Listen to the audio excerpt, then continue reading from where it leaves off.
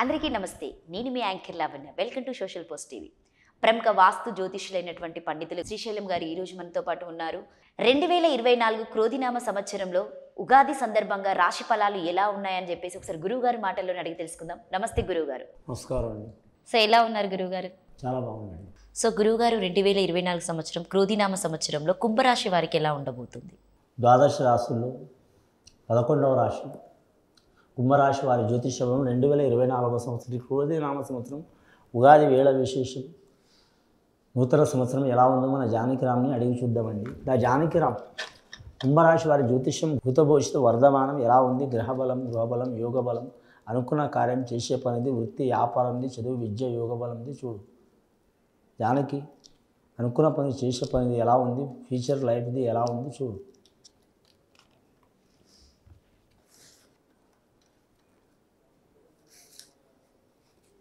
ముఖ్యంగా కుంభరాశి వారి జాతకంలో చెప్పాలంటే మాత్రం శివుడాజ్ఞ లేనిదే చేయమైన కుట్టదండి. పరమశివుడు వచ్చిండు, యోగేశ్వరుడు వచ్చిండు, నటరాజుడు వచ్చిండు. స్వామికి చాలా పేర్లు ఉన్నాయి. శివుడికి ఆయనకి పేరు తీయాలంటే చాలా ఉన్నాయండి. ముఖ్యంగా వారి జాతకంలో సత్యం గల దేవుడు సత్యనారాయణ స్వామి వచ్చిండు, లక్ష్మీదేవత, సరస్వతి దేవత, విఘ్నేశ్వరుడు వచ్చిండు. వీరి జాతకంలో చూడాలంటే మాత్రం చాలా వరకు మాత్రం కుంభరాశి వారికి అనుకూల యోగ బలం ఉన్నదండి.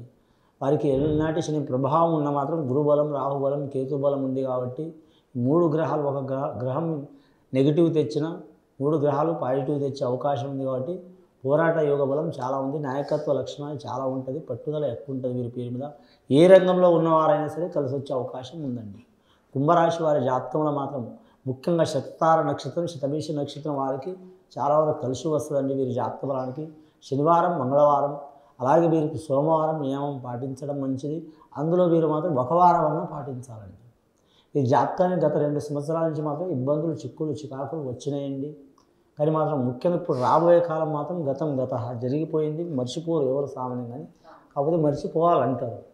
మంచైనా చెడైనా గుర్తుంటుంది మనిషికి. కాకపోతే మాత్రం వర్ధమానంలో రావాలంటారు మనిషి. కానీ వర్ధమానం రావటం మంచిది వీరి జాతక బలానికి.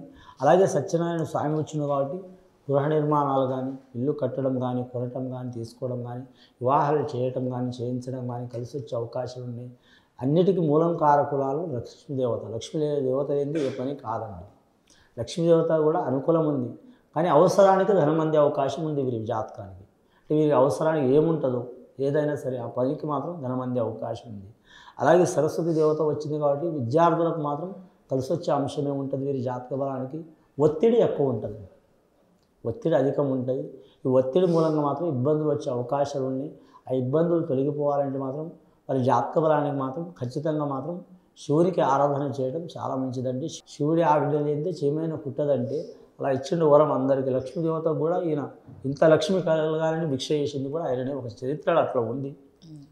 అట్లా ఆ స్వామి చరిత్ర అలా ఉంది, కార్తీక పురాణంలో ఉంది. కాబట్టి వారి జాతక బలంలో మాత్రం రెండవది విఘ్నేశ్వరుని ఆరాధన. నేను జాతకంలో చూడాలంటే మాత్రం అందరికంటే పెద్ద యోగం ఇచ్చింది విఘ్నేశ్వరుడికండి.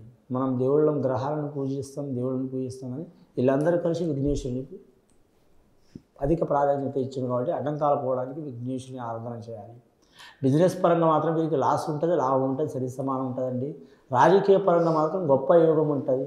అలాగే చాలా ఇబ్బందికరమైన పరిస్థితి కూడా ఉంటుంది వీరి జాతక బలానికి. శతతార నక్షత్రం వారికి బాగుంటుందండి. పూర్వభాద్ర నక్షత్రం వారికి కొద్ది ఇబ్బందులు, యోగాలు ఉంటాయండి. అలాగే ఆదాయ ఖర్చు విషయంలో చూడాలంటే సరి సమానం ఉంటుంది వీరి జాతకంగా. కొందరు 5 రూపాయల ఆదాయం 11 ఖర్చు అంటాం, 11 ఆదాయం 11 ఖర్చు అంటాం, 2 ఆదాయం 9 ఖర్చు అంటాం. మాట వరుస కట్లా. కానీ లక్షలు సంపాదించే వారు ఉంటారు, వేల సంపాదించే వారు ఉంటారు, కోటి రూపాయలు సంపాదించే వారు ఉంటారు, 100 రూపాయలు సంపాదించే వారు కూడా ఉంటారు. ఆదాయం తగ్గట్టు ఖర్చు ఉంటుందండి వీరి జాతకానికి.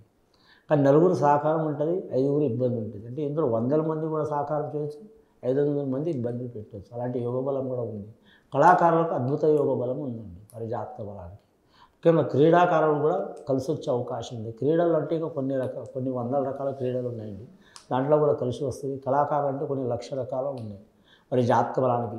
సినీ కళాకారులకు, టీవీ కళాకారులకు ఖచ్చితమైన మంచి ఫలితాలు కలిసి వస్తాయండి. దర్శకులకు, నిర్మాతలకు, డైరెక్టర్లకు, అలాగే మాత్రం నటీనటులకు, గాయకులకు, సంగీత కళాకారులకు మంచి యోగ బలాలు వస్తాయి. వారి ప్రయత్నం వారు చేయాలి. వాళ్ళు గొప్ప యోగం ఉంటేనే అలాంటి కళారంగంలో వస్తారు.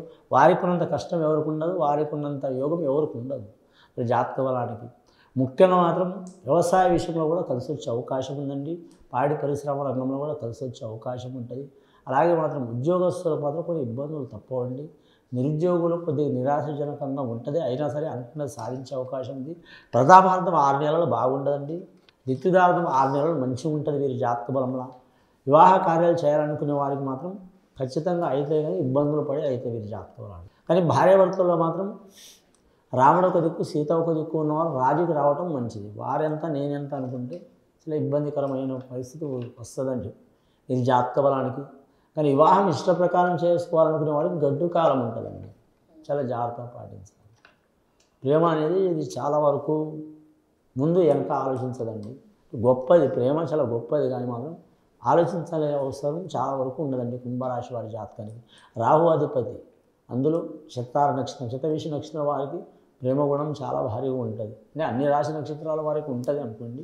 ఈ రాశి వారికి అయితే అధికమైన యోగబలం ఉంటాయి, తొందరపాటు నిర్ణయాలు ఉంటాయి. వీరు పట్టిందే పట్టు అన్నట్టు ఉంటుంది. వీరు చేయి కింద పడ్డా కూడా మాత్రం పైన ఉన్నట్టే భావిస్తారు. అలాంటి యోగం కూడా ఉంటుంది వీరికి. ఎక్కడ ఓడిపోతారో అక్కడ గెలిచే యోగాలు కూడా ఉంటాయి. అలాగే వీరి జాతక బలానికి చూడాలంటే మాత్రం అంశబలం మంచిగా ఉన్నది. ఇక వీరి జాతకానికి భూమి విషయంలో కూడా వీరికి కలిసి వస్తుందండి. కుజగ్రహం అధికమైన ఫలితం ఉంది వీరి జాతక బలానికి. కానీ మాత్రం శనిగ్రహ బలం, యోగ బలం చూసినా కూడా మాత్రం ఇబ్బందులు పెట్టినా అనుకూలమైన యోగ బలం ఉందండి. స్త్రీలకు మంచి యోగ బలం ఉంటుంది, కానీ నిందలు ఎక్కువ వస్తాయి స్త్రీలకు. ఫలానా వాళ్ళకనే చెప్పలేము, ఎవరికైనా నిందలు వచ్చే అవకాశం ఉంది.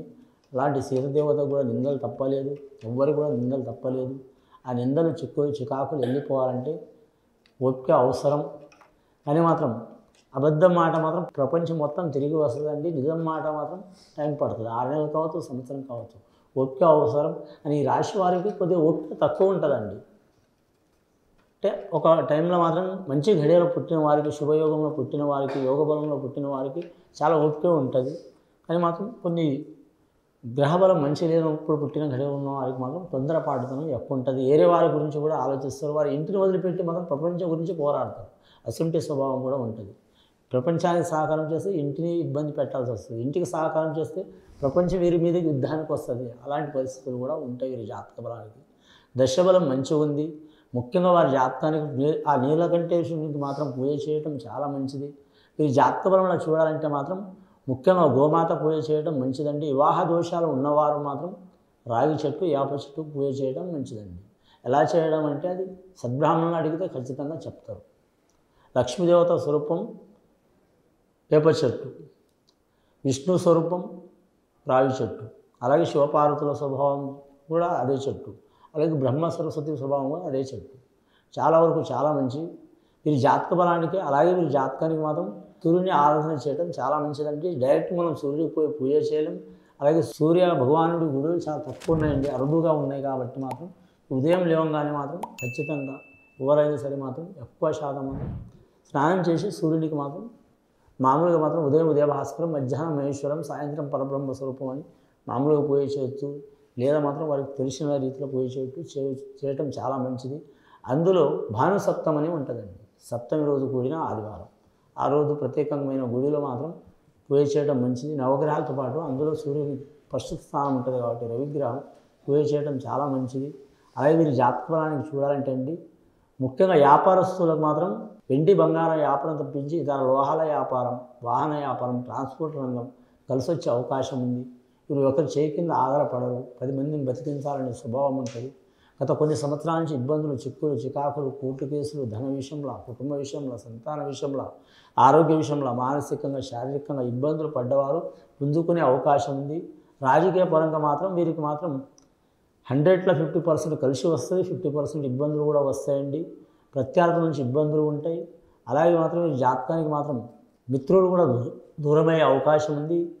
ఈ జాతకానికి అన్ని రాశులతో పాటు ఈ రాశి వారికి కూడా మాత్రం దేశరేష్ఠ యోగం, కాలరేష్ఠ యోగం, అలాగే మాత్రం ఈ జాతకానికి వీరికి కూడా ఉంది. కాబట్టి మాత్రం ఇప్పుడు నడుస్తున్న కలియుగంలో శ్రీ క్రోధినామ సంవత్సరం.